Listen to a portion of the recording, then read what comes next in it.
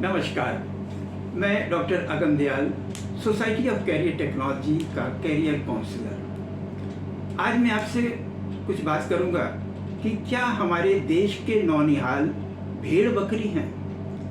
NEET की प्रवेश परीक्षा में पेपर लीक होने और परीक्षा कैंसिल होने के बाद आज सुबह मेरा एक विद्यार्थी मेरे पास आया और पूछने लगा, सर क्या हम विद्यार्थी इंसान हैं या भेड़ बकरी हैं।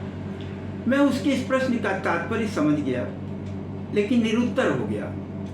सन 1973-74 1973-74 के बीच नागाभूषणम की पर्यावरण की किताब में मैंने एक दृष्टांत पढ़ा था। यूरोप में खरगोश से थोड़ा छोटा एक प्राणी होता है, लेमिंग। हर 4 साल में उसकी जनसंख्या बहुत बढ़ जाती है। भीड़ के तनाव से परेशान होकर लेमिंग का झुंड किसी भी तरफ चल निकलता है, रास्ते में रुकता नहीं है। यदि झुंड किसी पहाड़ी या नदी के किनारे पहुंचता है और धक्का मुक्की में उसमें से कोई 1-2 लेमिंग पहाड़ी के नीचे या नदी के पानी में गिर जाता है, तो बाकी सभी सदस्य भी उसके पीछे नदी के पानी में या पहाड़ी के नीचे छलांग लगा लेते हैं और इस प्रकार सामूहिक आत्महत्या कर लेते हैं।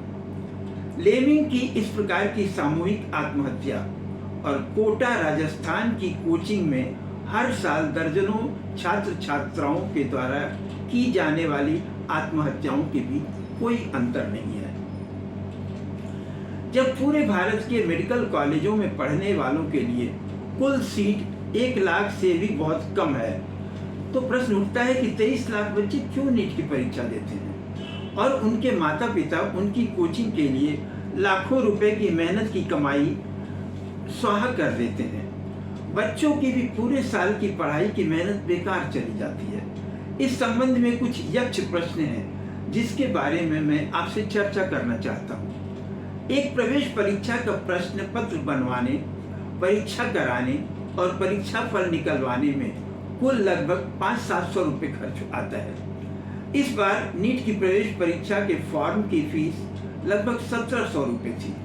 अतः फॉर्म की फीस में से 700 रुपये घटा लेने के बाद बचे 1000 रुपये को 23 लाख से गुणा कर दें तो कुल फीस आई लगभग 2 अरब 30 करोड़ रुपए। परीक्षा कराने वाली एजेंसी को तो लगभग 2 अरब 30 करोड़ रुपए का शुद्ध लाभ हुआ, लेकिन प्रश्न ये है कि 22 लाख विद्यार्थी और उनके माँ बाप को क्या मिला। क्या ये लॉटरी और नंबर वाली लॉटरी जैसी धोखाधड़ी नहीं है? बिल्कुल है। मैं भारत की युवा पीढ़ी से पूछना चाहता हूँ कि जरा एक बार मात्र 3 से 6 महीने के लिए यदि वह संकल्प ले लें, तय कर लें कि इस वर्ष हम लोग नीट की प्रवेश परीक्षा फॉर्म नहीं भरेंगे और मेडिकल कॉलेज में प्रवेश नहीं लेंगे, तो क्या होगा?